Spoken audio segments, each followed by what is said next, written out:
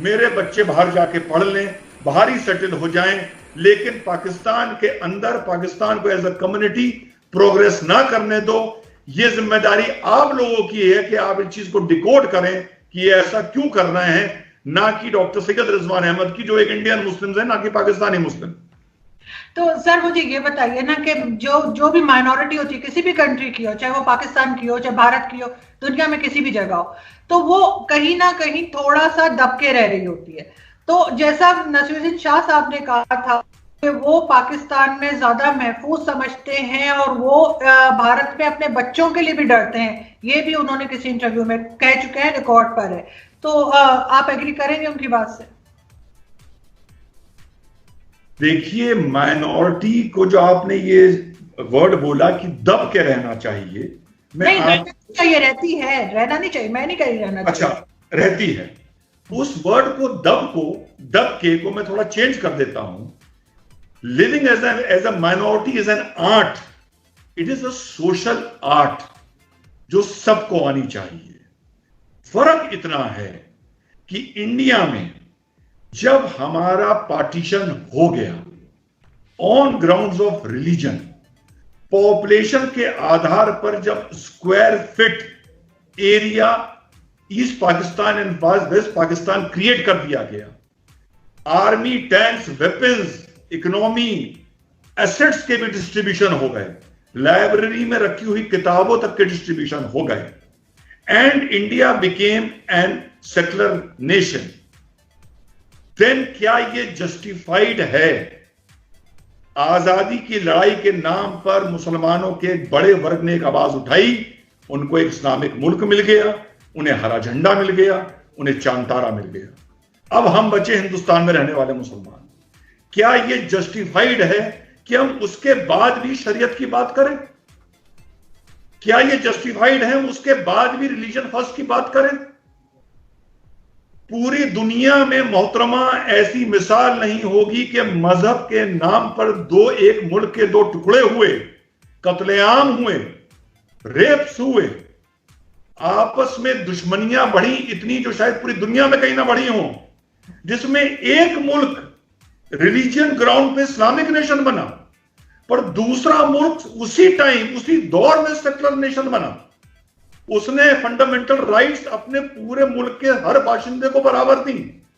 1955 में जब हिंदू शास्त्रों को, मनुस्मृति को किनारे हटाकर मॉडर्न लॉ अडॉप्ट किया गया, तो 1955 में हिंदुओं ने इसका ऑब्जेक्ट किया थोड़ा बहुत, लेकिन फिर वो मान गए महीने 2 महीने के डिलीबरेशन के बाद। मुसलमानों ने पर्सनल लॉ में शरीयत के लिए क्यों चैलेंज किया? मुसलमान बतौर मुसलमान, मुझे हिंदुस्तान में हिंदुस्तान की सरकारों से बनिस्बत मजहब के नजरिए से मुझे कुछ नहीं चाहिए। नमाज चाहिए, रोजा चाहिए, हज पे जाने की इजाजत चाहिए, ईद बकरीद पे मुझे छुट्टी चाहिए, मैं दाढ़ी रखना चाहूं मुझे दाढ़ी रखना दिया जाए, अजान देना चाहूं मुझे अजान देना दिया जाए, बस। इसके अलावा क्या जो मेरे डोमेस्टिक चीजें हैं, हमारी मैरिज है, डिवोर्स है, प्रॉपर्टी है, इनहेरिटेंस है, इस पे अगर हम मॉडर्न लॉ अडॉप्ट कर लेते तो क्या फर्क पड़ जाता? पर हमारे नेताओं ने, मुस्लिम उलेमाओं ने, मुस्लिम पढ़े लिखों ने नहीं करी। शाहबानो का केस हुआ, सुप्रीम कोर्ट को राजीव गांधी पर प्रेशर डाल के ओवर रूल कराया। अब अगर कल को हिंदू बीजेपी प्रेशर डाल के गवर्नमेंट पर सुप्रीम कोर्ट को ओवर रूल कराता है, तो आप कैसे उसको गलत कह सकते हैं? We have lived in this country with absolute rights. और बात नसीर साहब की, नसीर साहब मेरे खालाजाद भाई हैं, मेरे बड़े भाई हैं, लेकिन अगर वो ये कहते हैं कि वो पाकिस्तान में ज्यादा महफूज हैं, तो मैं कहूंगा ईमानदारी से, then he should pack his bags and go to Pakistan. यहां मैं पाकिस्तान एज अ नेशन की बात कर रहा हूं, not as a enemy nation. अगर वो कहते मैं सऊदी अरेबिया में ज्यादा महफूज हूं, तो मैं कहता भाई आप सऊदी अरेबिया चले जाइए।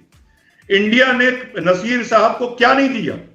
नसीर साहब के बड़े भाई को, जनरल जमीरुद्दीन शाह साहब को, हमारे देश ने क्या नहीं दिया? ही retired as senior deputy chief of army staff, as lieutenant general. उनकी औलादों को क्या नहीं दिया? रिजवान अहमद को क्या नहीं दिया?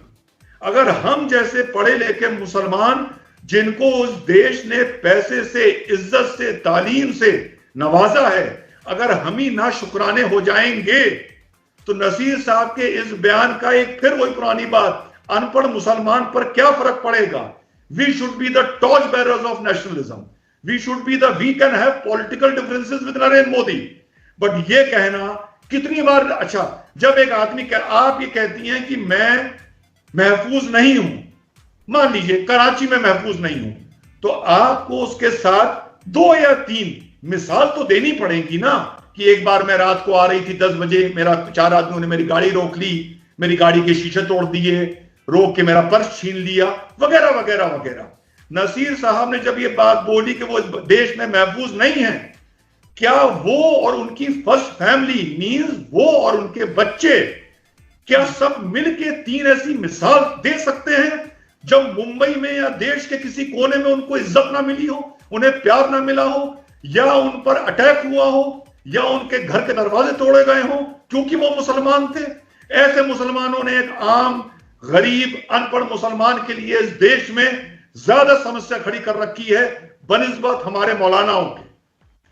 लेकिन सर सिर्फ नसीर साहब ही तो नहीं है, शबाना आजमी साहिबा का भी आया था कि वो कहीं घर लेना चाह रही थी और कहा कि जी हम किसी मुसलमान को घर नहीं देंगे, तो ये चीज भी उस पर रिकॉर्ड पे मौजूद है, आप चेक कर सकते हैं। तो ये कोई अकेला इन्हीं का केस नहीं है, उन्होंने भी ये बात की है, शबाना आजमी साहिबा ने भी ये बात की है।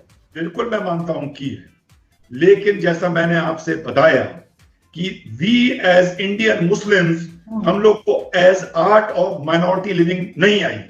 आजादी की लड़ाई और बंटवारे के बाद भी we wanted to create a Muslim identity. हम लोगों ने नेशनलिस्ट आइडेंटिटी क्रिएट करने की नहीं सोची। हम लोग छोटी छोटी चीज को, बुरा न मानिएगा मोहतरमा है, हम लोग अपने मुंह से मां बहनों की गालियां निकाल देते हैं, लेकिन भारत माता बोलने में हमारे मुंह में छाले पड़ जाते हैं। हम अपने मुंह से किसी को कोस सकते हैं, लेकिन वंदे मातरम बोलने में हमारे मुंह में छाले पड़ जाते हैं।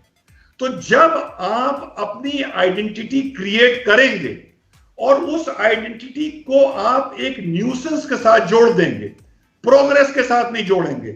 आइडेंटिटी पारसीज ने भी क्रिएट करी, सिख्स ने भी क्रिएट करी, दुनिया में ज्यूज ने भी क्रिएट करी, लेकिन उन्होंने अपनी आइडेंटिटी को एजुकेशन के साथ, प्रोग्रेस और development and contribution and scientific contribution के साथ जोड़ा।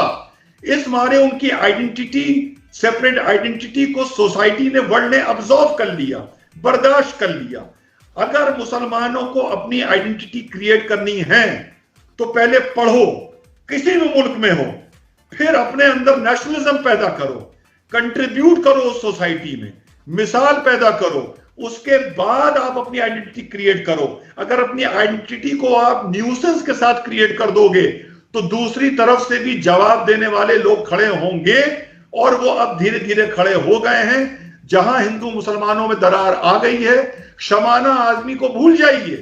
डॉक्टर सैयद रिजवान जैसा आदमी भी अगर किसी मुस्लिम लोग हिंदू सोसाइटी में अपने लिए मकान किराए पर लेने जाएगा तो हो सकता है मुझको भी ना मिले, हो सकता है, but as a educated person मुझे ये सोचना पड़ेगा, इंट्रोस्पेक्ट करना पड़ेगा कि क्यों नहीं मिल रहा। अगर एयरपोर्ट्स पे मुस्लिम्स की तलाशी ज्यादा होती है, हो सकता है मैं जब अमेरिका जाऊं तो मुझको भी स्ट्रिप सर्च किया जाए, because I am carrying a Muslim name Syed Rizwan Ahmed. But वहां पर मुझे चिढ़ना नहीं चाहिए, वहां पे मुझे उन लोगों के साथ नफरत नहीं करनी चाहिए। मुझे ये चीज सोचनी चाहिए कि वो मेरे साथ ये क्यों कर रहे हैं और इसमें मेरी क्या गलती है। आप जंगल में गए, आपको शेर खा गया, जरूरी है कि शेरी की गलती हो? आप ही की गलती भी हो सकती है कि आप टाइगर के एरिया में क्यों गए, ये आपको सोचना पड़ेगा।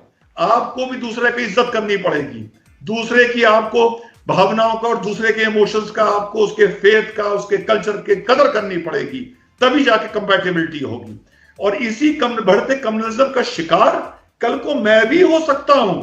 मेरे माथे पे नहीं लिखा है मैं नेशनलिस्ट, हर आदमी को मैं अपने ओपिनियंस नहीं बता सकता, पर इसका जिम्मेदार अगर हिंदू राइट विंग है तो होगा, लेकिन ज्यादा जिम्मेदार इसका पढ़ा लिखा मुसलमान है।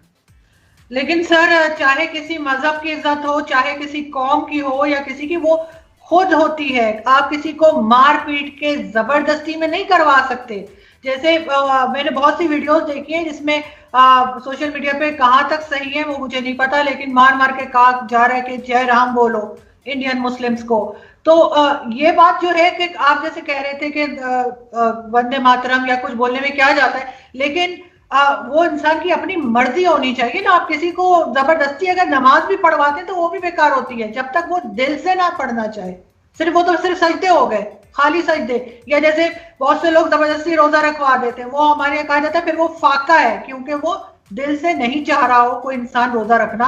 आप उसको जबरदस्ती कहेंगे नहीं जी रोजा तो तुमने रखना ही है, तो वो फाका कहलाएगा, रोजा नहीं कहलाएगा। तो इसी तरह से सर आप नहीं समझते कि वो खुद इंसान जो महसूस करे तभी होना चाहिए, जबरदस्ती नहीं आप कह सकते किसी को। मैं बिल्कुल इस बात को कंसीड करता हूं कि अगर कोई मुसलमान भारत माता की जय या वंदे मातरम बोलता है, या जो अगर हिंदू भी बोलता है, he is more nationalist and nation loving than a person जो नहीं बोलता है। मैंने माना इस चीज को, लेकिन समाज में, सोसाइटी में कुछ सोशल फॉर्मेलिटीज और जिम्मेदारियां भी होती हैं। आप जो मिसाल दे रही हैं, इस हिसाब से तुम बड़े बुजुर्गों को सलाम करना भी छोड़ दें। हम कहें हमारे दिल में आपके लिए इज्जत है, हम अपने झंडे को भी सलामी देना बंद कर दें। हम कहें हमारे दिल में इज्जत है, हम बड़े के लिए कुर्सी छोड़ना भी बंद कर दें। हम कहें हमारे दिल में इज्जत है। तो मोहतरमा, सिर्फ दिल की इज्जत तो बहुत अच्छी बात है, लेकिन दिल की इज्जत के साथ साथ इंसान को आम जिंदगी में भी, अब मैं आपकी इज्जत करूं और टेबल पे पैर रख के बैठ जाऊं और अपना इंटरव्यू देता रहूं, मैं तो आपकी दिल से इज्जत कर रहा हूं, तो आप कहेंगे कोई सामाजिक तमीज आप में डॉक्टर रिजवान है या नहीं है। इसी तरह समाज को में अपनी जगह बनाने के लिए हम लोगों को बहुत सी सोशल, या आप अगर दिल से नहीं कर रहे, पहला होता है दिल, फिर होता है फॉर्मेलिटी।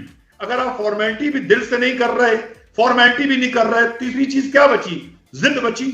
अब अगली बात में आता हूं, जो लोग जबरदस्ती मार के जय श्री राम बुलवाते हैं, शर्म आती है उन लोगों पे जो ऐसा हरकत करते हैं।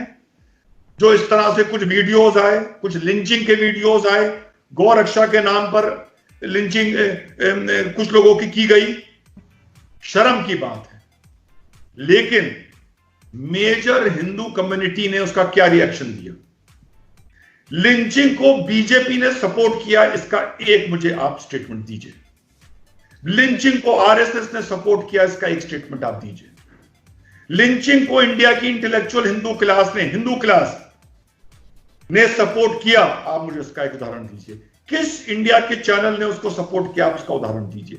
जब मैडम एक आइडियोलॉजी घर करती है, जिस तरह इंडिया में अब एक एग्रेसिव नेशनलिस्ट आइडियोलॉजी घर कर गई है, रूल भी कर रही है, जब वो घर करती है तो उसमें कुछ स्पिल ओवर्स होते हैं। स्पिल ओवर्स, कुछ लोग स्पाइरल आउट कर जाते हैं, जो उस समाज के लिए, उस देश के लिए और उस आइडियोलॉजी के लिए भी एक न्यूसेंस बन जाते हैं। गौ रक्षा के नाम पर हत्या करने वाले लोग वही न्यूसेंस हैं, वही स्पाइरल आउट करे हुए हैं। जिस तरह से जय श्री राम जबरदस्ती बुलवा के मार पिटाई करने वाले लोग हैं, मैं देखिए मान रहा हूं इस बात को, I try to speak fair. इसी तरह Muslim hard line ideology and Wahhabi ideology से भी बहुत से लोग स्पाइरल आउट करे, जिनको हम लोगों ने नॉन स्टेट एक्टर्स और टेररिज्म का नाम दिया। वो इसी से पोटेंशियल जो बेस था, वहां पर भी एक कट्टर आइडियोलॉजी थी, यहां पर भी एक हार्डकोर आइडियोलॉजी है। लेकिन थैंक गॉड, यहां पर अगर कोई स्पाइरल आउट करता है तो उसको चेक करने के लिए उसी जमात में से, उसी सोसाइटी में से, उसी हिंदू इंटेलेक्चुअल, हिंदू मीडिया या हिंदू पार्टी में से लोग खड़े हो जाते हैं उसको चेक करने के लिए, उसको रोकने के लिए।